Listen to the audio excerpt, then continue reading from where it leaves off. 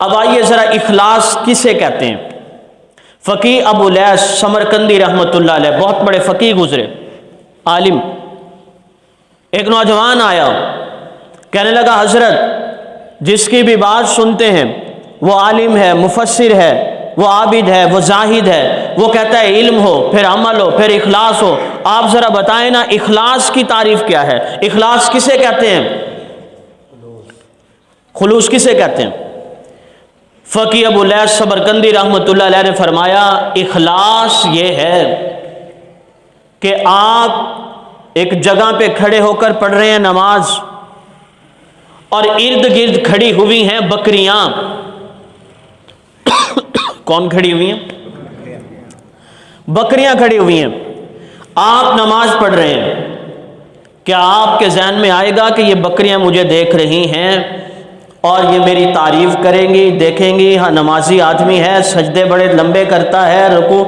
بکریوں سے ایسی کوئی امید نہیں۔ تو انہوں نے فرمایا اخلاص یہ ہے، آپ کہیں بھی کسی جگہ بھی کوئی بھی عبادت کرتے ہیں، آپ کا تصور یہ ہونا چاہیے جس طرح وہاں بکریوں سے آپ کو کوئی امید نہیں، ایسے ہی مخلوق سے بھی آپ کو ثواب کی کوئی امید نہیں ہونی چاہیے۔ عبادت صرف اور صرف کس کے لیے ہونی چاہیے؟ شیخ الحدیث مولانا زکریا رحمۃ اللہ علیہ، فضائل اعمال جن کی ہے،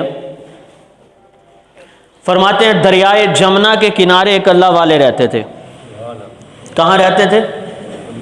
بولو تو صحیح یار۔ دریائے جمنا، یہ گنگا جمنا انڈیا کے،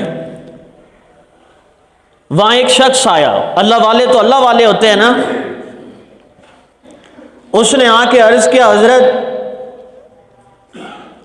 میں جمنا کراس کرنا چاہتا ہوں، دریا طوفان ہے اور میں جا نہیں سکتا، جانا ضروری ہے، کوئی تو حل بتائیں۔ خدا را میری بات کو ضائع نہ کیجیے گا، توجہ کیجیے گا۔ نوجوان کہہ رہے ہیں دریا میں طوفان ہے، میں جانا چاہتا ہوں، جانا ضروری ہے، جا نہیں سکتا، کوئی تو حل بتائیں۔ اللہ والے نے کہا کنارے پہ جا کے کھڑے ہو جاؤ، دریا سے مخاطب ہو کر کہو مجھے اس شخص نے بھیجا ہے جو ساری زندگی بیوی کے قریب نہیں گیا، جس نے ساری زندگی کھانا نہیں کھایا، دریائے جمنا کے کنارے پر جا کر بس اتنا کہہ دو مجھے اس شخص نے بھیجا ہے جو کبھی ساری زندگی بیوی کے قریب نہیں گیا اور جس نے ساری زندگی کھانا نہیں کھایا۔ آپ یہ دریائے جمنا کے کنارے جا کے کہہ دو۔ وہ شخص گیا، دریائے جمنا کے کنارے کھڑا ہوا، دریائے جمنا کو مخاطب کیا اور مخاطب کرنے کے بعد پیغام دے دیا، پیغام دینے کے بعد کھڑا ہے، دریائے جمنا نے راستہ دیا، یہ وہاں سے کراس کر گیا، یہ تو چلا گیا۔ بیوی نے فوراً بیوی باہر نکلی اور اس نے اپنے اس شوہر سے پوچھا کہ آپ نے کہا کہ میں نے کھانا آج تک نہیں کھایا اور یہ جو کھا کھا کے اتنے موٹے ہو رہے ہو، سمجھ رہے ہو؟ تم نے کہا اسے کہ میں نے آج تک کھانا نہیں کھایا اور بنا کے دینے والی تو میں ہوں، کھلانے والی تو میں ہوں، اور تم نے اسے کہہ بھی دیا۔ میں حیران اس بات پہ ہوں کہ دریا نے راستہ بھی دے دیا اور تمہاری بات تو جھوٹ ہے، کھانا تو کھاتے ہو۔ چلیں اس بات کا مجھے کوئی تعلق نہیں، بیوی کہہ رہی ہے، وہ اللہ جانے تم جانو، مجھے اتنا تو بناؤ یہ 7 بچے کس کے ہیں؟ تم نے کہا کہ میں تو بیوی کے قریب ہی نہیں گیا، اس کا تعلق تو میرے ساتھ ہے، یہ بچے کہاں سے آئے اگر آج تک تم بیوی کے قریب ہی نہیں گئے؟